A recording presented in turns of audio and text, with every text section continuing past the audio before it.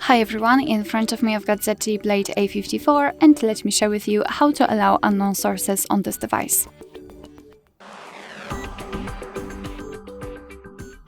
So let's start with opening the settings, and here we have to scroll in order to find the apps.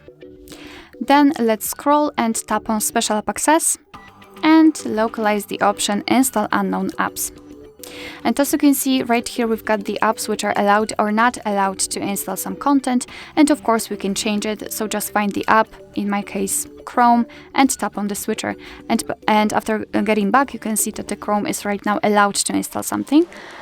Be aware that you're doing it on your own responsibility, because some third-party apps aren't verified by the developer, so you may put your data and actually whole device at risk. So really remember about that and choose the apps wisely.